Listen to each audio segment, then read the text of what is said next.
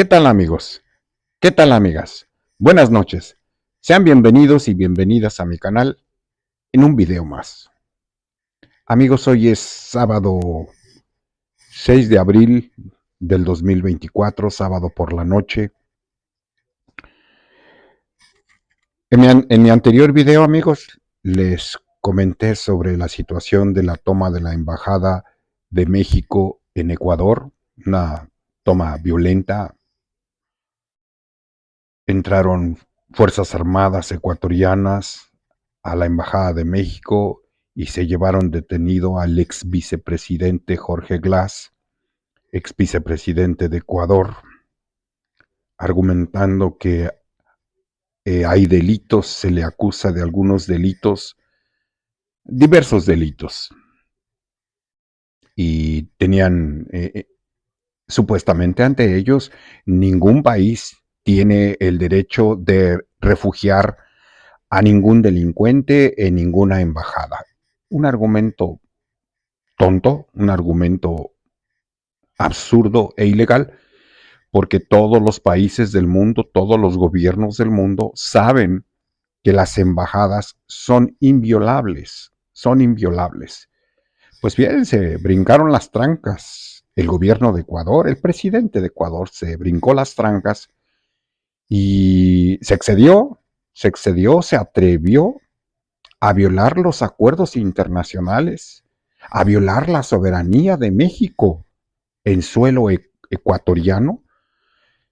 La única forma en la que pueden las fuerzas armadas, las fuerzas policíacas de un país es solamente a requerimiento del embajador, a requerimiento de las autoridades de la embajada para internarse y auxiliar por la circunstancia que solicite el embajador, por la circunstancia que soliciten las autoridades de la embajada. Esa es la única razón. Es decir, el embajador pide la intervención de la policía, pide la intervención de las Fuerzas Armadas por algún evento de urgencia, por alguna necesidad específica. Pero ningún país puede atribuirse el hecho de que porque tu embajada está en mi país, tengo el derecho a entrar cuando a mí se me dé la gana. No, eso es una violación al derecho internacional y una violación a la soberanía del país del que se trate. En este caso fue el caso de México. Bien, han surgido muchas invitaciones para manifestar su inconformidad ante, en este caso en la Ciudad de México, el día de hoy, surgió una cita para manifestar la inconformidad por los acontecimientos que se dieron ayer en Ecuador, la toma de la embajada. Afortunadamente no hubo delito que perseguir, no, la gente se comportó, afortunadamente no hubo ningún problema, no pasó a mayores, no hubo conatos de violencia, no hubo provocación, pero muy seguramente se van a seguir dando este tipo de avisos para protestar, ya sea en consulados, ya sea en la Embajada de Ecuador, tanto en México como fuera de México. Mi sugerencia, mi sugerencia es que si llegan a asistir, pues asistir con cautela, porque es perfectamente un escenario ideal para provocar actos de violencia, personas ajenas realmente a protestar sanamente, puede ser que inicien algún acto de violencia, algún acto de sabotaje, en donde la violencia se salga de cauce y lleguen a ocurrir desgracias. Es un escenario ideal. Estamos a unas semanas de las elecciones. A unas semanas de las elecciones estamos. El 2 de junio está a la vuelta de la esquina. Estamos a 8, poco menos de 8 semanas estamos. Entonces, es un escenario ideal para introducir provocadores, generar actos de violencia y que algunas personas salgan lastimadas. ¿Recuerdan cómo han introducido eh, agitadores, golpeadores en las marchas del 9 de marzo? En las marchas y en las protestas, en las manifestaciones legítimas de las mujeres, los 9 de marzo, cómo han infiltrado encapuchados, han intentado vandalizar monumentos históricos a lo largo del Paseo de la Reforma, han intentado quemar la puerta de Palacio, han intentado dañar propiedad federal, propiedad de todos los mexicanos, propiedad de la Ciudad de México, propiedades de la ciudad, propiedades federales, parte del patrimonio de nosotros los mexicanos, se hace de la Ciudad de México o se hace federal. Ajá. Han infiltrado a esos tipos para generar problema, mujeres y hombres, porque van encapuchados y llevan hasta martillos, llevan bombas molotov, llevan muchos objetos que pueden dañar a alguien, pero van con la intención de provocar para que las autoridades ofrezcan respuesta violenta. Eso es lo que con esa intención los infiltran para que haya violencia. Y de esa violencia culpar al gobierno federal, culpar a la doctora Claudia Sheinbaum, culpar al presidente, culpar a las autoridades locales, culpar a todo mundo, generar un escenario de violencia para tratar de hacer ver que el país es un caos, que el país está fuera de control, que el país está incendiado y generar esa confusión hacia los ciudadanos, hacia los mexicanos, hacia los votantes y con esta intención perjudicar a la doctora Claudia Sheinbaum y al presidente López Obrador y llevar votos a la oposición. Entonces, repito, es un escenario ideal. ¿Estamos indignados los mexicanos? Sí estamos indignados.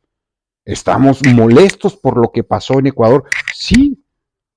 Les comenté en mi anterior video que ni los militares en Sudamérica, en Chile, en Uruguay, en Paraguay, en Argentina, en Brasil, ni ellos se atrevieron a violar el derecho internacional y la soberanía de las embajadas en esos países. Ni ellos se atrevieron. Repito, en el mundo ha habido algunos eventos, pero no recuerdo alguno reciente, no lo recuerdo. Y el presidente de Ecuador, el presidente Daniel Noboa, se atreve a hacerlo. ¿Por qué se atrevió el presidente Noboa de Ecuador? Primero, por su inmadurez. Es una persona muy joven. Obviamente le mueven los hilos. Es un presidente muy joven que seguramente se mareó. Y la molestia de este joven presidente ecuatoriano se debe a que el presidente López Obrador en su mañanera pues lo balconeó. Le dio la balconeada de su vida a él, a las elecciones y a su gobierno, porque en palabras del presidente, el sentido que dio el presidente a sus palabras fue de que el desafortunado asesinato de Fernando Villavicencio, pues se utilizó como arma mediática, arma política, para bajar de la delantera a Luisa González, la candidata a la presidencia de la izquierda. Les funcionó la jugada. Les comenté de que la derecha en América Latina, la ultraderecha en América Latina, en México, en el mundo, no saben jugar limpio. Recurren a la violencia cuando no les asiste la razón. En ese caso del asesinato del candidato Fernando Villavicencio, funcionó a la perfección. La candidata izquierdista Luisa González llevaba la delantera. Por 10, 12 puntos llevaba la delantera. En el momento oportuno ocurre este evento previo a la segunda vuelta en las elecciones ecuatorianas. Y funcionó porque ya en la segunda vuelta el ganador fue Daniel Noboa. Fue una estrategia, no fue obra de la casualidad. En política no hay casualidades. La derecha ecuatoriana, la derecha latinoamericana, la derecha internacional no quiere que la izquierda siga avanzando en América Latina.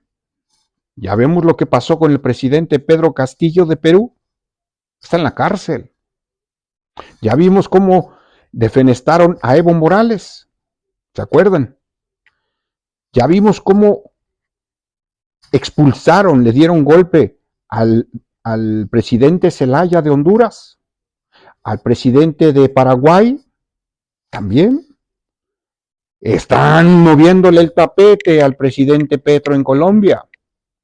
Están armando todo un golpe mediático, toda una andanada mediática al presidente Andrés Manuel López Obrador. Están llevando a cabo una guerra sucia con la doctora Claudia Sheinbaum. Sucia, pero de verdad. Esperémonos muchas cosas malas que se hagan, que se digan, videos, fotografías, mentiras, más mentiras. Porque, repito, no saben jugar limpio. No saben cómo hablarle al pueblo, porque el pueblo no está de su lado. Ellos están en contra del pueblo. Esperémonos que si se dan eventos como este que llamen a protestar en contra de consulados o en contra de la embajada de Ecuador, ya sea en México, la embajada en México, o ya sea consulados en el resto del país o consulados en Estados Unidos, lo hagan con calma, con prudencia y mucha atención, poner mucha atención porque pueden plantar provocadores.